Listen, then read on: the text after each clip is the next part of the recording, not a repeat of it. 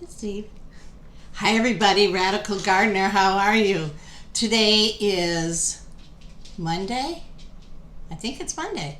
The 25th. Here's Steve. I wish you would have been here yesterday so you could have watched him do his C60. Come here, Steve. Show everybody how good you look. Come on, Steve. This is Steve. Here he is. Doesn't he look fabulous? Yes, you do. Yes, you do. Yeah. He's a good boy. All right. So this is another part of that giant video I had. Don't knock this over, Steve. That I tried to load the other day, and so I'm going to break it up. So this part is about buying and selling a house within days of each other.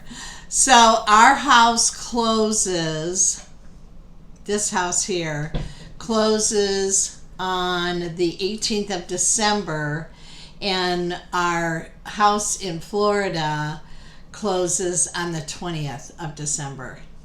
Divine orchestration, everybody. The house is incredible.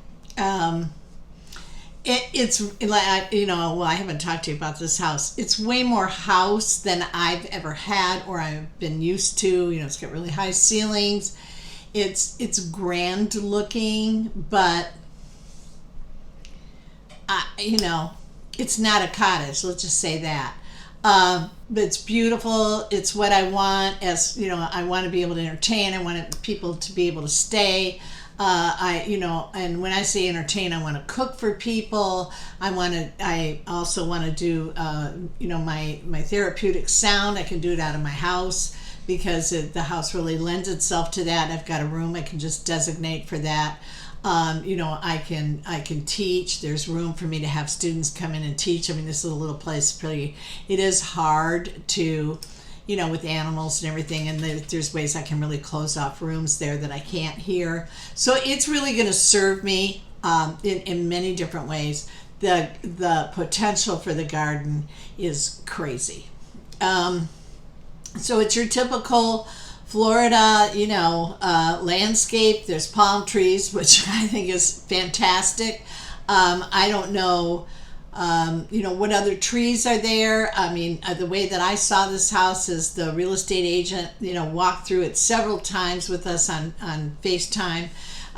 We saw it, we've looked at all the pictures online and everything, we can see, we can feel what it is. But the yard, it's really well kept. It has a manicured lawn, which, that's be a thing of the past. I think I'm going to leave lawn pathways, though. We had the pea gravel out here. I love pea gravel. I think it's cool. But, I always had to make sure I could put my shoes on so I could walk back into the garden. And I don't want to do that. I want to leave my shoes off and be able to walk, on grass or whatever. And walk around my garden. And I wasn't able to do that barefoot with my garden. So, and again, this is every time you do a garden or anything creative, you really learn from it and you understand what you want to do next, and so I'm pretty clear about that. But anyway, hi, honey. Just warming up vegetable soup. Joe and I are hungry. But anyway, so I started doing a lot of research I've been doing it for the last couple of days, looking for someone that can guide me through the setting up a garden that is, following the laws or rules of permaculture and in Florida. And, I couldn't find anybody. Finally, I found this wonderful guy and his company, and it's called Green Dreams FL for Florida. His website is greendreamsfl.com. I'll put it down below. Oh my gosh, this guy is so freaking good. But check out his YouTube channel. It looks like he's got 100 YouTube videos on there, and it goes under his name, which is Pete Kanaris, Kanaris,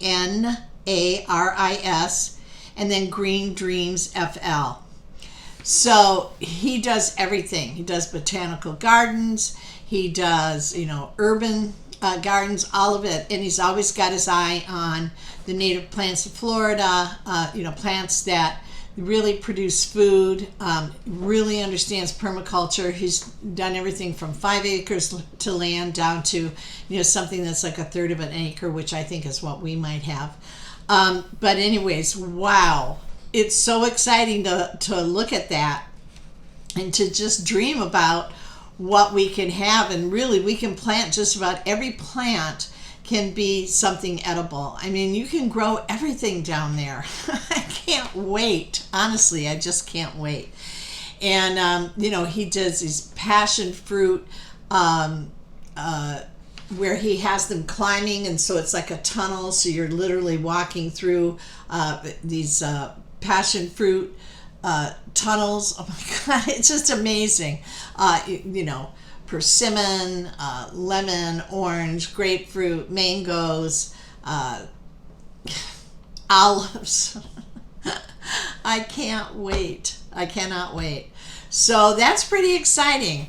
But anyways, so back to closing, 2 houses. The paperwork has been extraordinary, let me just say. And we've stayed really organized through it. We just have a couple more steps to go. Isn't that right, honey? We don't have that much more to go. We just got the insurance in place today. And I think, now we're just waiting to, get we've already been pre-approved for the loan. So, you know how you have to go through, and then they have to say, yes, you do have that money. So that would be really sad if they said no, because then where would we live? But you know what? The people buying our house are going through the same thing. So you just have to trust it all come together. So yeah, this is off to the new adventure, you guys. You are absolutely going to be a part of it. Joe is going to go down in December and sign the papers, and get the keys to the house. I'm going to stay here. Katie, our friend Katie, she can't babysit the animals, and I was going to take little B, and then I just started to think about the logistics of everything. We're already going to be doing so much. I thought, you know what, just let Joe go. They can always, fax paperwork up here to me or whatever, and then I can sign it and send it back down to them. So, it's just too much of a hassle, and this way Joe can just, we have frequent flyer miles that will cover him, and he can get in and out of there really, really quick. So yeah, pretty exciting. Thanks for the feedback on the C60s. A lot of you emailed me, had some questions. I really like to deal with it on email, and I have a lot of links to the different testing for the C60, for Greska C60, and there's a lot of claims about not a lot actually, just from one or two companies that are his competition. But anyways, and I'm not going to say who that is. That's just it's up to them. And so, but I like to send you the links to that research. It really debunks what they say, no matter how many times we post it. And we've gone to their site and tried to show it to them. And, when they were talking on some other sites, we've tried to say, listen, you might want to look at this. They just don't want to see it. So I don't know what to say about that, So, but I'm willing to share my experience with you and my research with you. And, you're welcome to do your own and come to your own conclusions. I mean, that's just how life works. And that's the beauty of the internet, is that you really can have you have access to so much information.